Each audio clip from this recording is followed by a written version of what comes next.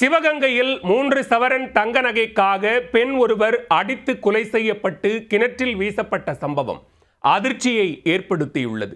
திட்டமிட்டு தீர்த்து கட்டிவிட்டு தப்பியோடிய தம்பதி சிக்கியது எப்படி?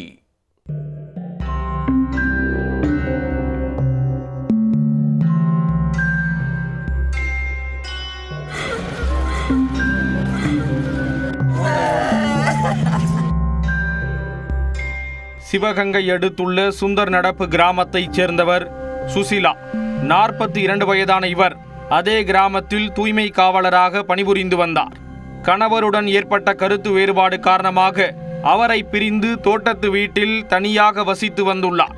சுசிலாவின் குழந்தைகள் கூட்டுறவுப்பட்டி கிராமத்தில் உள்ள அவருடைய அக்கா வீட்டில் தங்கி படித்து வருகின்றனர். கடந்த 11ஆம் தேதி சுசிலா வேலைக்கு செல்லாமல் இருந்துள்ளார்.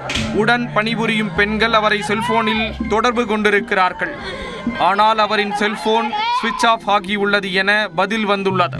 இதையடுத்து உறவினர்கள் வீட்டிற்கு வந்து பார்த்தபோது அங்கும் சுசிலாவை காணவில்லை.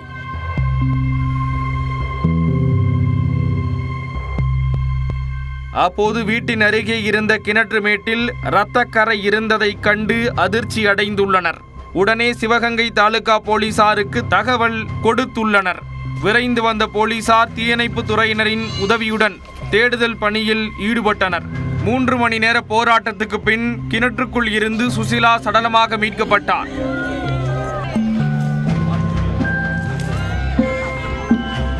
அவரது தலையில் இரத்த காயம் இருந்ததால் யாரோ கொலை செய்து கிணற்றில் வீசியது உறுதியானது. இது தொடர்பாக வழக்கு பதிவு செய்த போலீசார் விசாரணையை தீவிரப்படுத்தினர். விசாரணையில் சுசிலாவின் வீட்டிற்கு அருகில் உள்ள ஒரு தோட்டத்திற்கு கடந்த 10ஆம் தேதி கேரள மாநிலத்தைச் சேர்ந்தவர்கள் என கூறி தம்பதி தங்களது 2 குழந்தைகளுடன் வேலைக்கு வந்தது கண்டுபிடிக்கப்பட்டது. அவர்கள் தங்குவதற்கு இடமில்லாததால் அன்று இரவு சுசிலாவின் வீட்டிலேயே தங்கியுள்ளனர். சந்தேகத்தின் பேரில் அவர்களை பிடிக்க போலீசார் தேடுதல் வேட்டையில் இறங்கினர்.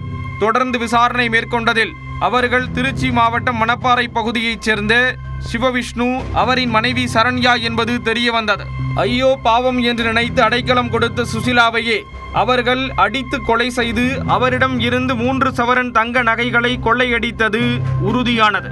பின்னர் உடலை கிணற்றில் வீசிவிட்டு நகைகளுடன் தப்பி ஓடியுள்ளனர். இதையடுத்து கணவன் மனைவி இருவரையும் போலீசார் கைது செய்தனர். இந்த தம்பதி இதேபோன்று தமிழ்நாட்டில் 4 இடங்களில் கொள்ளை சம்பவங்களில் ஈடுபட்டதும் அம்பலமாகியுள்ளது.